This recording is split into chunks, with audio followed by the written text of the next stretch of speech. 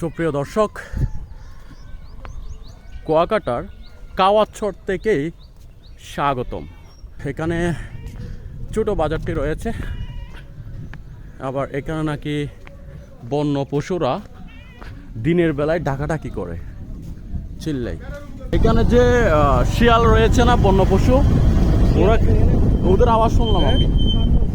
বানর আছে না, ওদের তো আওয়াজ শুনলাম না, ওরা আছে তো এই জায়গায়।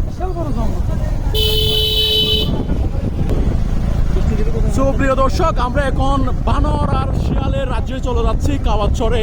এখানে আপনারা সশরীরে দেখতে পাবেন, বানর দেখতে পাবেন, আর হচ্ছে শিয়াল দেখতে পারবেন, অন্য পশু দেখতে পারবেন। সুন্দরবন যেভাবে দেখার মতো, সুন্দরবন বন জঙ্গল এবং শিয়াল থাকে, বাঘ থাকে, অনেকটা ওই ধরনের সুন্দরবনের মতো পরিবেশটা। বলতে গেলে সুন্দরবনের মতোই এই কাওয়াচ্ছর। ওয়াও, বৃষ্টির আগ মুহূর্তটা খুবই সুন্দর, ভয়ানক সুন্দর, তাই না? সেটি দেখতে পাচ্ছি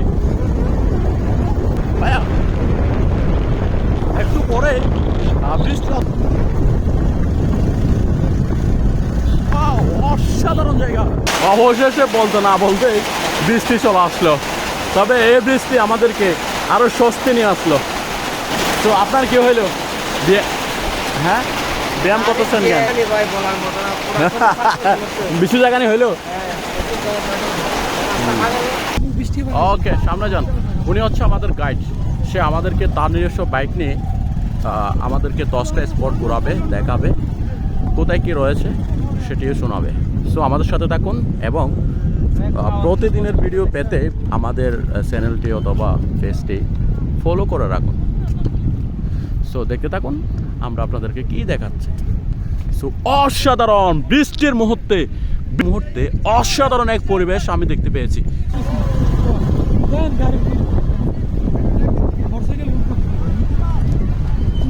আরে অবশেষে চলে আসলাম কাওয়াচ্ছরে। আরে সেই ভাই আসেন।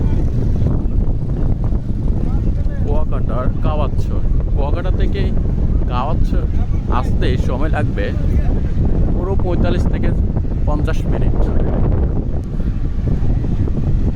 10 থেকে 15 কিলো। হ্যাঁ, কেমন দেখলেন কাওয়াচ্ছর? অনেক ভালো লাগতেছে। এটা হলো কাওয়াচ্ছর, হলো আপনার পুরা নদীর মাঝখানে। পশ্চিমে দক্ষিণে হলে সাগর, আর আশেপাশে সবগুলো নদীর মাঝখানে হলে কাওয়াচ্ছর।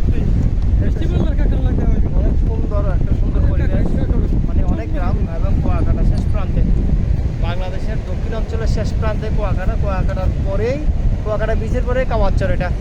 এটার পরে আর নাই, এদিকে সাগর। আলহামদুলিল্লাহ, আল্লাহ পাক আমাদেরকে আনাইছে। এটা লাগছে লক্ষ লক্ষ হাজার কোটি শুকরিয়া আদায় করতেছি, কারণ আমরা চেষ্টা করলেই আসতে পারতাম না। আল্লাহ পাক আমাদের আনাইছে, এটা আল্লাহর কাছে বড়ই আমাদের কৃতজ্ঞতা স্বীকার করতে হবে ইনশাআল্লাহ।